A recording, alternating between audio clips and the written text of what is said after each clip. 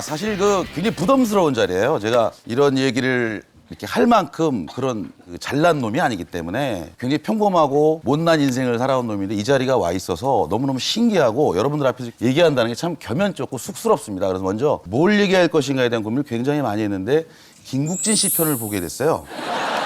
굳이 내가 재밌게 하거나 웃기려 하지 않아도 되겠구나. 뭐 웃는 건 나가는 순간 웃을 테니까. 정말 그냥 인간적인 얘기를 해보고 싶다라는 생각이 들어서 이 자리를 빌어서 여러분께 먼저 스카트강 팀에게 감사의 박수를 좀 부탁드리겠습니다. 초대해 주셔서 몇 가지의 신화를 만든 게 있습니다.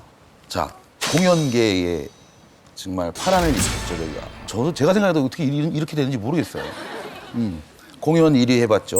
우차사가 개그 콘서트를 이겼을 때가 있었습니다. 이제 우리가 나왔을 때 이제 그런 게 있었고 라디오 청취율 진짜로 획기적으로 1등을 한 게 있고 여러분들이 보시기에 어떨지 모르겠지만 제가 연예인이랑 걸맞다고 생각하십니까? 전요 잘하는 게 이건 거지 전 연예인이 싫어요. 이게 폭탄 발언이 될 수도 있지만 이 무대에 있는 시간 너무 좋아요. 이렇게 내가 말을 하고 경청해주고 웃어주시고 그 바깥의 시간이 전 너무너무 싫어요.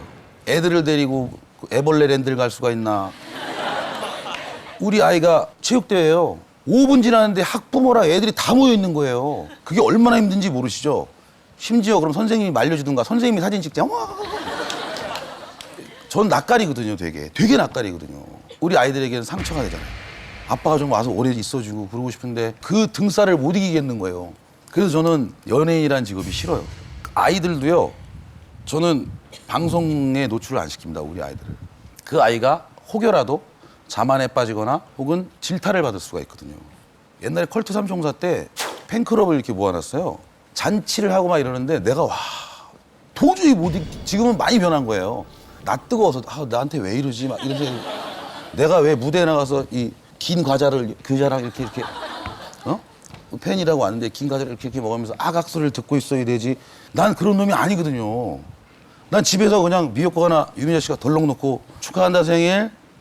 이게 끝이었던 녀석이었는데 이런 환호와 환대를 받으니까 오그라들어서 못 있겠네. 그래서 끝날 때 부탁 하나 드릴 게 있는데요. 앞으로 이런 걸 좀 안 했으면 좋겠습니다. 그냥 멀리서 좋아해 주시면 안 돼요?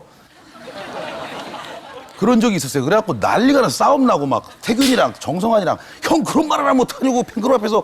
근데 내 마음이 그래서 사람은 살아가는 모습들이 다 다르잖아요. 다 다르고. 쉬운 직업은 아닙니다. 꼭 연예인이라고 해서 여러분 박수 쳐주고 사랑해 주는 건 너무너무 좋아요. 요 안에서만 좀 해주세요. 근데 저희 아버지 얘기를 그러면 좀 해드릴게요. 제가 있기까지. 저는 제 핸드폰에 보면요. 뭐라고 써놨냐면 아버지처럼이라고 써놨습니다. 그 말은 뭐냐면 아버지처럼만 좀 살았으면 하는 바람이에요. 저는 종교가 아버지입니다. 종교가 없어요. 저 무교거든요. 그러니까 아버지를 믿어요. 내가 어렵거나 힘들 때는 진짜 영화에 이렇게 보면 나온 남자가 소주 들고 이렇게 산에 가잖아요. 소주 먹으면서 아버지 제가 왔습니다 뭐 이러잖아요. 저도 몇 번 가봤어요. 되게 많이. 막상 내가 마음이 아파서 가도 그냥 가서 이렇게 이러고 오는 거지. 거기 누워갖고 아버지 제가 왔습니다. 제가 이런 일을 당했어요. 그건 안 되고 저희 아버지는 어떤 분이냐면 아버지라는 존재는요 꼭 지금 살아계셨으면 하는 존재입니다. 저한테는. 왜? 제가 정말 멋있게 술을 한 잔 사드리고 싶어서. 예.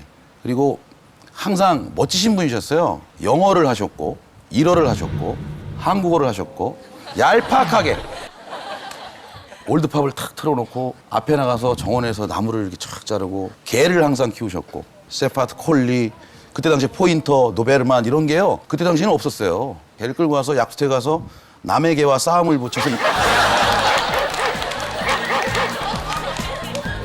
싸움 붙여서 이기면 흡족해 하시고 좀 개구장이 같으면서도 되게 좋으신 분이셨어요.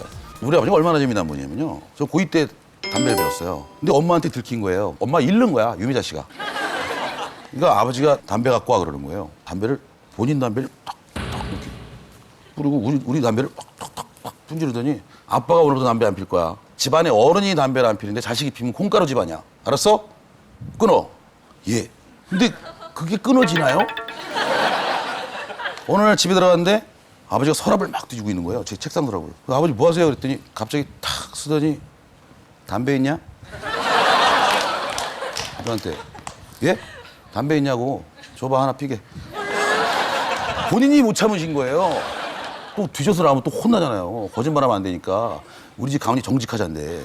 그 드렸어요. 그랬더니 담배를 탁 무시더니 피려면 집에서 펴라. 나가서 피지 말고 집에서 펴라. 나가서 다른 사람들 눈살치 부르지 않게. 제가 고2 때 처음 아버지가 스탠드바를 데려가셨어요.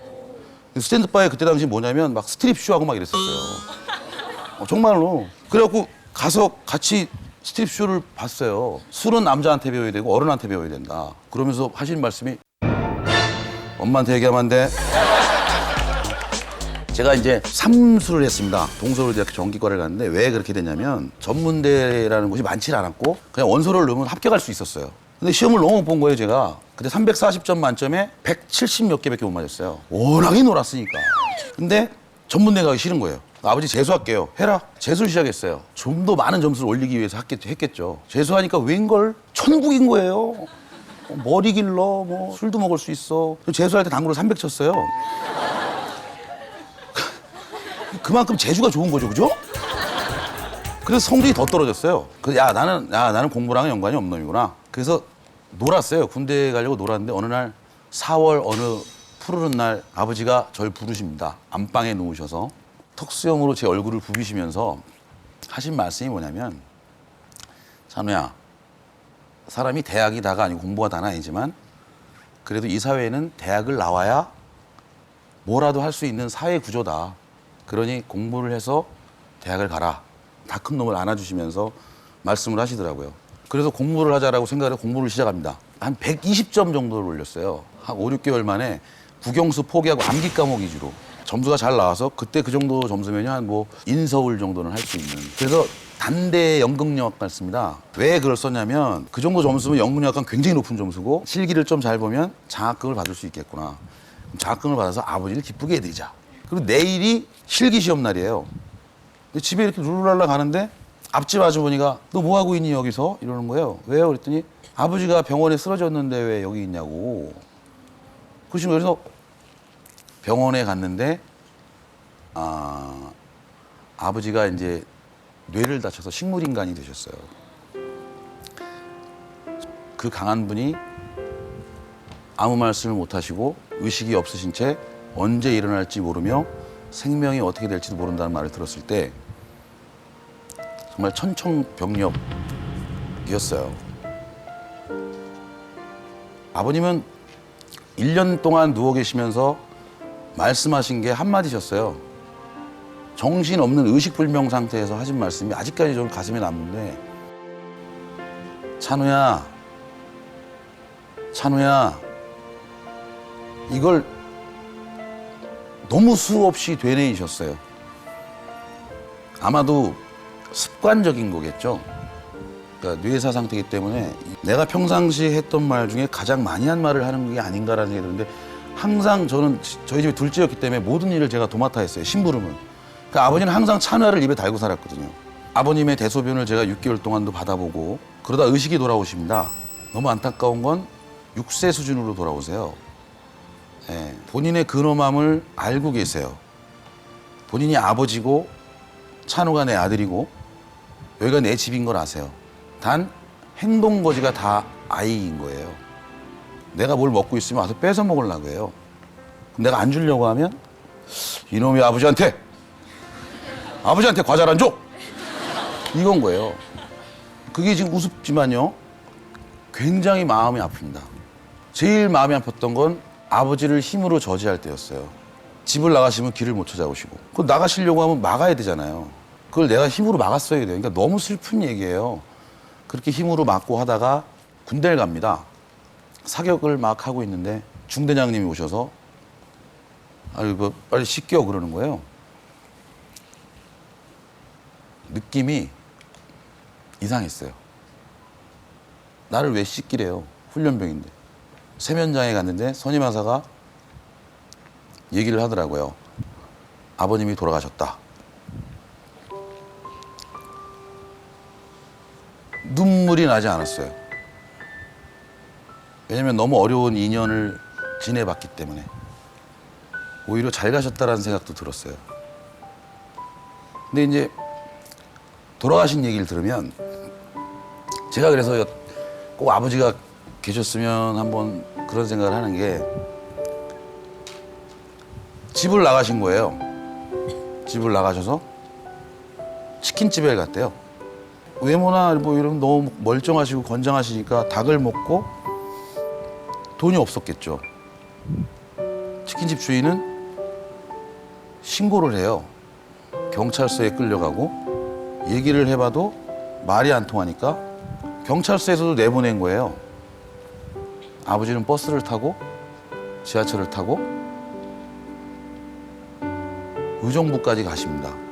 의정부에서 그냥 뭐 그렇게 돌아다니셨겠죠. 어디 가서 음식 먹고 또 쫓겨나고 그러다가 아사하셨어요. 못 먹어서. 점점 거짓골이 되셨겠죠.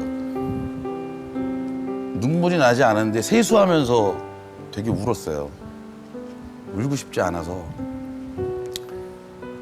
그리고 아버지 장례식장 갔을 때 다짐했고 절대 울지 않기로. 아버님이 가르쳐 주신 정직하자, 책임지자, 거짓 없이 살아라. 네가 비록 이 사회에 어떤 사람이 될지 모르겠지만 있는 그대로 살아라 라는 말씀을 계속 해주셔서 그 유전자를 바탕으로 제가 여기 있습니다. 여러분들도 지금 뭐 부모님들이 다 계신 분도 있을 수 있고 안 계신 분도 있을 수 있지만 꼭 그들의 뜻을 따르고 그들이 우리를 존재하게 해준 이유이기 때문에 그들에게 박수 한번 쳐주시면 고맙겠습니다.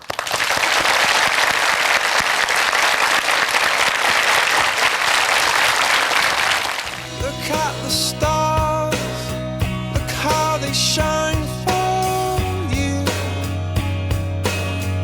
And everything you do, yeah, they were all yellow. I came along, I wrote a song for you. 여러분 나이에는 뭐든지 해봐야 돼요. 뭐든지 진짜로. 그러니까 저는 공부를 많이 안 했잖아요. 근데 그때 당시에는 이제 교보문고 이런 데서 원서를 팔았어요. 봉투를 이렇게 보는데 원서 봉투가 다 노란 봉투인데 하나만 하얀 봉투인 거예요. 하얀 봉투 주세요. 원서를 학교를 보고 산 게 아니라 봉투를 보고 샀어요. 그래서 제가 동서울대 전기과를 나온 거예요. 그래서 학교 다닐 때도 트랜지스터 라디오 뒤에 그 노란 거 있죠? 그걸 주고 납동을 100개를 예쁘게 하래요. 4개 하다 나와버렸어요. 도저히 못하겠더라고 이거를. 내가 이걸 왜 하고 있나라는 생각이 들고 그게 중요하다는 게 스펙이 중요하다는 게 아니라는 거예요. 그럼 전 그래서 뭐냐면 제대하자마자 일청 보통 트럭을 땄어요. 왜? 수박 장사라도 해야 되니까. 내가 뭐가 될 줄 알고 공부를 안 했는데요.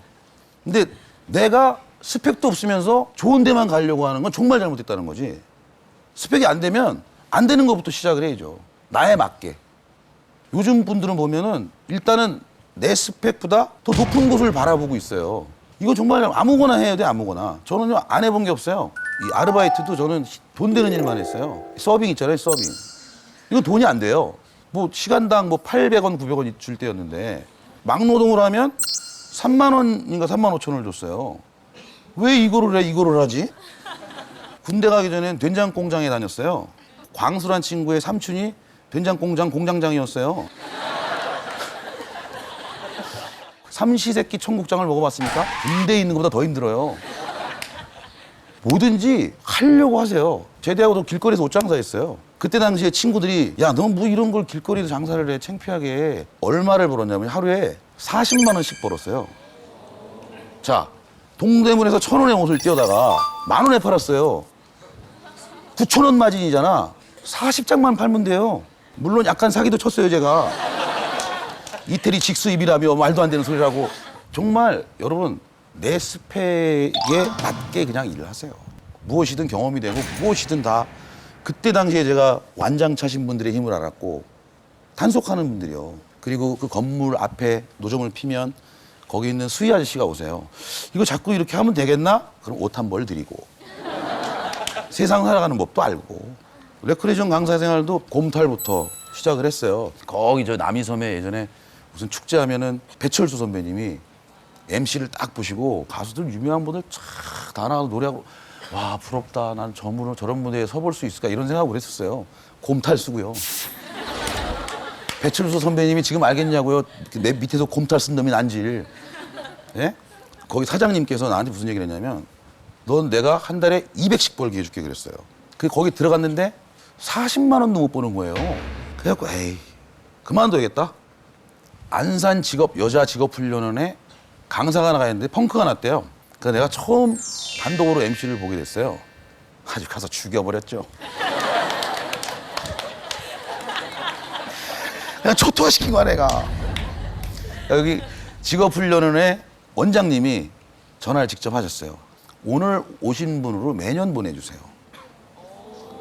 그 다음부터 이제 내가 나가는 거예요. 탄탄대로야 그냥 쫙 나가는 거예요. 그때도 돈을 그래서 잘 벌었어요. 뭐 한 달에 한 400도 벌고 막. 왜냐면 막 다 다니니까 박리담회로 막. 그리고 왜 가끔 그런 거 물어봐요. 말 잘하는 법이 뭐예요? 타고나는 겁니다. 말을 잘 못하는 사람들은 다른 걸 분명히 갖고 있다니까요. 뭐 운동을 잘하든 뭘 잘하든. 전 손바보거든요. 그림 그리잖아요. 개 그리잖아요. 아직도 다리를 이렇게 그려요 이렇게. 그렇게 입체적으로 못 그리겠어 도저히. 전기과죠. 형광등만 갈아요. 그 이상을 못해. 저에게 코미디나 연애 생활은 무엇인가에 대한 생각을 해보면 저는 코미디를 시작한 게 운명이라고 생각하거든요. 깜짝 놀랄지 모르는데 전요 5살, 6살 요만할 때 내가 천재란 걸 알았어요. 진짜라니까. 난 진짜 너무 웃긴 놈이구나. 그래서 나는 꼭 개그맨이 돼야지라는 생각을 했었어요. 심지어 중학교 때 혼자 방송국을 찾아간 적도 있어요. PD를 못 만났죠. 제가 개그맨이 된 거는 군대를 가는데 이제 우리 이모부가 수도망이 사령부라는 곳에서 유재두 씨예요. 세계 챔피언 유재두 씨. 예. 그 권투 코치를 하고 있어서 너는 체격 조건이라 이런 게 되니까 수도방위 사령부로 내가 어떻게 착출을 한번 노력을 해보겠다. 그 대신 한 달에 한 번씩 외박 외출을 나오니까 집에서 좀 돕고 이런 일을 해라 그래서 들어갔는데 수방사는 그 조사를 사돈의 8점까지 무슨 일이 있나. 근데 그때 그 사건이 나온 거예요. 실수로 싸움을 한 적이 있어요. 제 가장 친한 친구 최재범이. 마포 최재범 재밌지? 그 친구가 막 싸우는데 싸움을 말렸어요 제가. 말리는데 최재범이 너무 맞는 거예요. 사람이 한순간에 눈이 이렇게 확 뒤집혀서 나도 같이 싸운 거예요. 잘 싸워요. 그게 이제 사건이 된 거예요. 경찰서 가서 조사도 받고 이제 글을 쓴 때가 있었어요. 20대 완전 초반에. 그 탈락자는 수색대. 그래서 제가 수색대를 가요. 진짜 죽어버리고 싶었어요. 너무 힘들어갖고. 그러던 와중에 문선대에서 공연을 옵니다. 각 소대별로 장기자랑을 나오려는 거예요. 전 되게 조용한 사람이었어요. 우리 소대에는 다 조용한 사람밖에 없었거든. 일병선임이 누구야 그러는 거예요. 일병선임이 모든 일을 다 하거든. 굳은 일을. 근데 이게 전 거예요. 너 장기자랑 나가 이러는 거예요. 근데 장기자랑을 나가면 휴가를 보내주잖아요. 무대에 올라가서 진짜 1등을 한 거예요. 나 손가락질 받았어요. 미친놈이라고. 평소에 조용하던 놈이 무대에 올라가더니 근데 그 무대에 올라간 모습을 보고 문선대에서 저를 착출해 간 거예요. 그래서 문선대 파견을 갑니다. 거기서 MC 보고 뭐 노래하고 연극하고 이러면서 다시 내가 이런 걸 잘하지라는 생각을 한 거예요. 그리고 나서 개그맨 시험을 보게 됐는데 떨어졌어요. 최종에서. 이 서경석 씨랑 저랑 같이 시험을 봤었어요. 근데 이제 서경석은 됐고 전 떨어졌죠. 그 이듬해에 이 개그맨 시험 안 보려고 했는데 레크레이션 강사제가 냈어요. YMCA에서. 그 후배가 자꾸 좀 최종까지 갔다니까 봐달라고. 같이 봤는데 그 친구는 떨어지고 저만 된 거예요. 네, 그래서 개그맨 생활하기 시작했는데 자, 잘 생각해 보세요. 개그맨이 되기까지는 제가 그날 싸움을 하지 않았으면 수도방위 사령부라는 곳을 갔을 거고 그럼 거기에 공연이 안 왔을 수도 있고 그러니까 제가 지금 말씀드리고 싶은 건 운명이라는 건데 오늘을 오늘처럼 매일 열심히 살면 그 운명이 언젠가 좋아진다는 거죠. 그 이유는 되게 열심히 살았거든요. 굉장히 후회도 많이 했고 그러니까 좀 쫄지 말고 살았으면 좋겠다는 거예요. 이게 안 좋은 일일지라도 혹 여러분들에게 큰 좋은 일이 될 수도 있거든요. 네. 오늘도 오늘이고요. 내일도 오늘입니다. 그 다음 날도 오늘이에요. 오늘을 오늘같이 사세요. 매일. 실패 얘기를 좀 해보면 원래 남 안 된 얘기 들으면 굉장히 좋잖아요. 그죠? 신나죠? 남 안 된 얘기를 들으면 굉장히 사람의 기분이 좋아져요. 첫 번째로 저는 사실은 연예인보다는 사업에 굉장히 관심이 많았던 친구였어요. 어릴 때부터. 제일 먼저 PC방 프랜차이즈 사업을 했어요. 아무도 몰라요. 비밀리에 했기 때문에.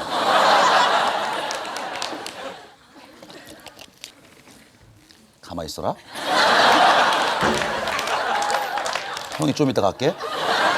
주라기 공원 같은 그런 느낌의 공룡을 만들어주세요. 티라노사우루스를 갖다 주세요.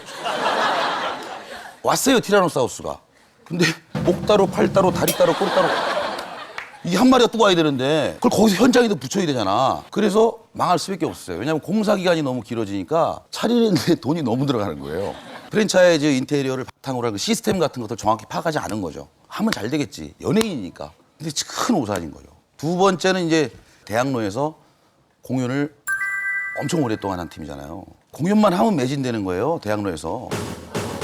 공연이 너무 잘 되니까 우리 이름을 걸고 장사를 하면 되게 잘 되지 않겠느냐.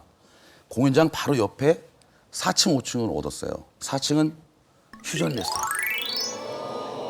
인류 호텔 주방장을 모셔가지고 진짜로 5층은 바. 바가 엄청나게 잘 됐어요. 4층 퓨전 레스토랑 망해버렸어요.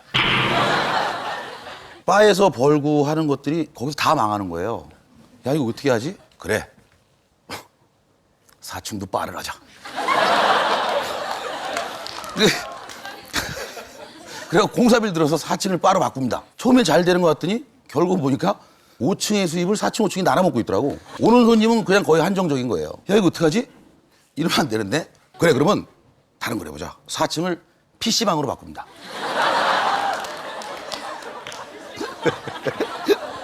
퓨전 레스토랑이 PC방이 된 거예요. 그 한 3, 4년 동안 돈을 번 적이 없어요. 그래서 방송하고 공연하고 막 돈 벌어갖고 바랑 PC방에 처박는 거예요. 그래서 나중에는 바도 소주집을 했어요. 엄청나게 많은 사람이 왔었어요. 이익이 안 나와요. 싸게 파니까 뭐든지 정확하게 따지고 했었어야 되는데 그걸 못한 거죠. 이걸 정리를 해야 되는데 내놔도 안 나가요. 그래서 그 마포에 제가 집이 있습니다. 마포에. 뭘 오야, 집도 없게. 뭐야? 누구야, 지금? 지분이 있어요. 우리 5층에 바랑 물물 교환을 합니다. 그래서 집이 생긴 거예요. 정말 그건 잘한 짓이었어요. 그분은 우리 가게를 이어받고 종족을 감췄어요. 그리고 또 4층이 남았잖아요. 충주예요. 제가 땅이 한 1000평이 있습니다. 태균이랑 공동명입니다. 제가 좀 많아요. 6 정도. 그래서 한 2년 만에 야, 내 땅을 보러 가야지 갔어요. 어디서 지지직 소리가 나요. 그렇게 봤더니 고압선이 흐르고 있는데 위에 정말 황무지예요. 자자손손 못 물려받을 땅인 것 같아요. 그래서 항상 뭐든지 확인을 해보고 자만심 갖지 말아라. 몹쓸 땅이에요. 편의점 사업을 했어요. 우리 이름을 걸린 마트가 있습니다. 전국에 이건 47개가 있습니다. 네, 정말 힘들었어요. 이걸 시작을 할 때. 했던 이유는 뭐냐면 저희가 공연을 하는 팀이잖아요. 그래서 전국에 한 1000개만 만들자. 그렇게 되면 거기 우리의 포스터와 우리의 문화들을 다 알릴 수 있지 않느냐. 프랜차이즈 사업보다는 그걸 매체로 사용하고 싶었어요. 그런 마음에 시작을 했는데 너무 힘든 거예요. 제일 힘들었어요. 왜냐면 유통을 모르고 들어갔잖아요. 왜냐면 그 편의점 안에는 얼마나 많은 제품들이 들어갑니까? 거기 그 통합 물류를 하는 분들을 모르고 시작을 한 거예요. 그래서 야, 이거는 우리 힘으로는 할 수 없는 일이구나. 그래서 일을 잘하시는 분들에게 라이센스를 넘겨드렸어요.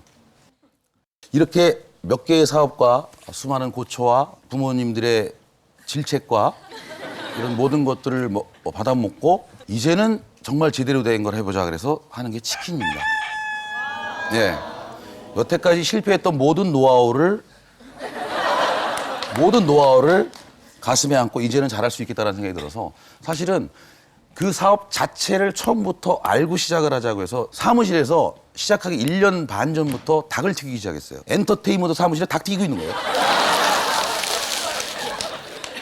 직원들한테 점심마다 닭을 먹입니다. 오늘은 프라이드, 내일은 양념, 내일은 오븐, 프라이드 반반. 계속 먹으면서 레시피를 이제 만들어낸 거예요. 직접 닭을 잡는 공장을 가봤어요. 다 다닌 거예요. 양념 공장부터 해서 다 다녔어요. 왜? 알아야 이제는 내가 알고 시작을 해야 될 것 같아서. 그리고 최소한 컬투라는 이름을 걸고 하는 사업이기 때문에 정찬호가 아닌 김태균이 있잖아요. 그 사랑하는 동생과 같이 만든 이 팀의 이름을 먹칠을 하면 안 되기 때문에 차근차근 알아보자. 여러분 닭 어떻게 잡는지 아십니까? 모르죠? 목부터 잡는다고요? 이렇게? 몇만 마리를 이렇게 다 죽입니까, 이렇게? 닭이요, 닭 공장에 딱 도착을 하잖아요. 얘네를 그냥 죽이지 않습니다. 릴렉스 시켜요. 한 2시간 동안 편히 쉬게 해요. 그래야 육질이 좋아진대요. 진짜로. 그리고 기계에 착 들어가는데 목을 여기, 목에 맞아요. 이 체내에 피가 있으면 육질이 안 좋대요. 여러분들이 먹는 거예요. 뭘. 아까 치맥 먹을 사람, 왜!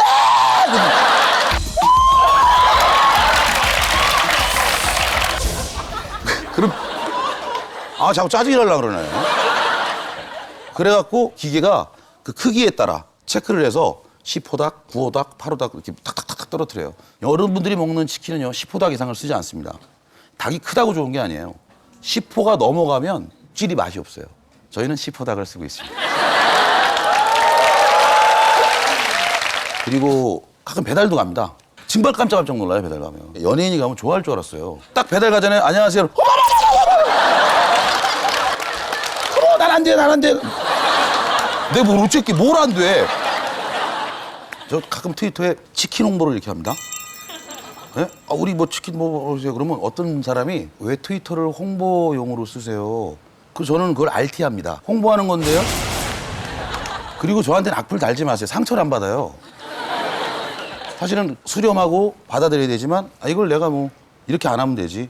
앞으로 안 하면 되지. 그냥 있는 그대로. 모든 것들을 열심히 하려고 노력을 합니다. 여태까지 모든 실수와 과오를 집약해서 한번 만들어보자. 사실 연예인 활동을 하면서 우리 이름을 걸고 사실은 좋은 일을 좀 하고 싶어요. 일부 몇 프로 그걸 정하겠죠. 예를 들면 10%면 10%, 20%면 20%.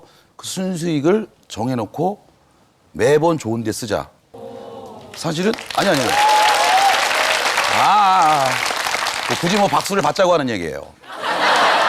실패를 염두하고 뭔가 일을 시작하지 마세요. 내가 왜 실패한다고 생각해? 실패하면 어때? 다시 하면 되지. 특히 여러분 나이 때는 정말 청춘이잖아요. 여러분 개잘세 모잘세란 말 혹시 아십니까? 제 모토입니다. 개그맨이 잘 사는 세상, 모두 잘 사는 세상. 개잘세 그럼 뭐 요간이냐? 뭐 이딴 식의 말을 하시는 분들이 있는데 우리들을 잘 모릅니다. 컬투를 잘 몰라요, 사람들은. 그들이 해놓은 것들에 대해서는 잘 모르는 분들이 많아요. 다른 거 몰라도 되게 열심히 살아왔어요. 정말 열심히 살아왔고 코미디는요.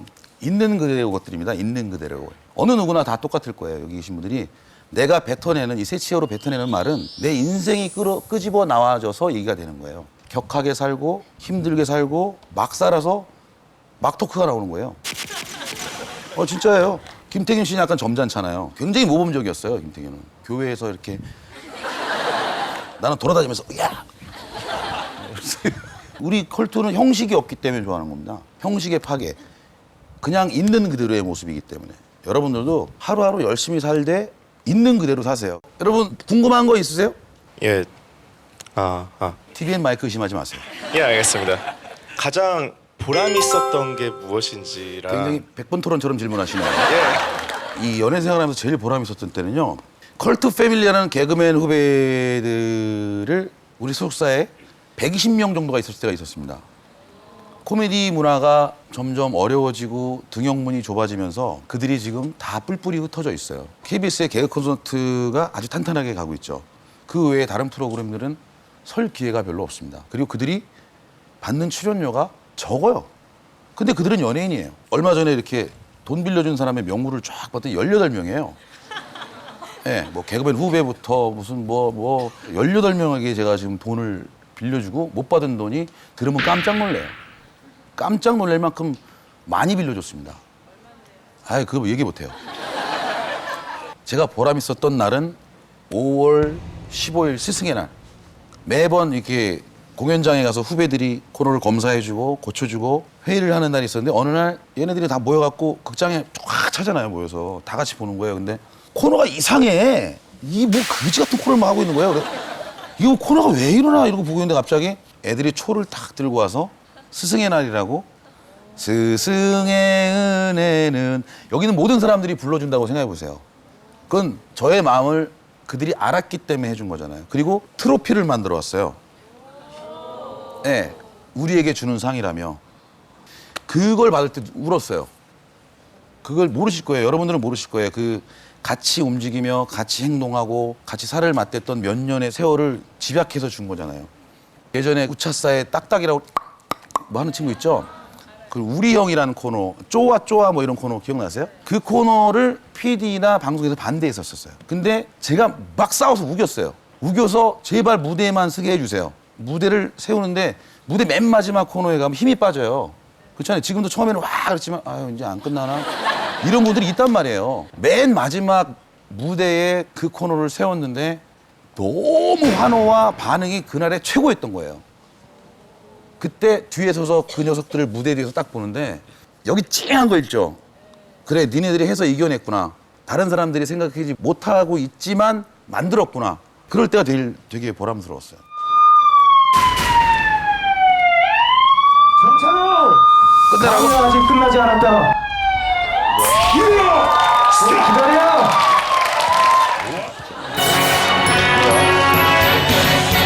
찬우는 알아요 시작하나요 찬우와 마주 앉아 웃으면서 개그했는데 그렇게 찬우는 우리 맘에 들어와줘 찬우 챙겨요 우리 챙겨줘요 언제나 방송 없는 무대들도 챙겨주지요 그래서 우리는 마냥 고맙기만 하죠 이런 무대를 처음 섰을 때 찬우는 기뻐하며 불렀죠 그때 미련도 함께 노래했죠 그래서 할 말 생각나죠 찬우를 사랑해 또 사랑해 영원토록 우리 약속해요 세상에 하나뿐인 찬우만을 볼게요 사랑해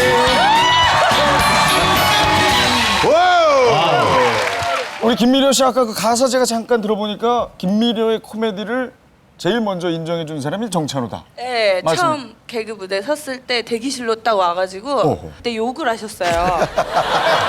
아, 그때 너무 잘한다면서 그때 칭찬을 해주셨는데 저는 진짜 찬우 오빠한테만 찾아왔어요. 앞으로도 우리 후배들 가는 길 이렇게 뒤에서 잘 밀어주시고 또 우리 후배들은 이제 성장하면서 또 찬우 오빠 형을 또 끌어주시는 그런 참 관계가 지속됐으면 좋겠습니다. 네. 참 부러워요. 이 모습 보니까. A lot to say, but not today. Let the radio break the silence as we drive. The kiss goodbye.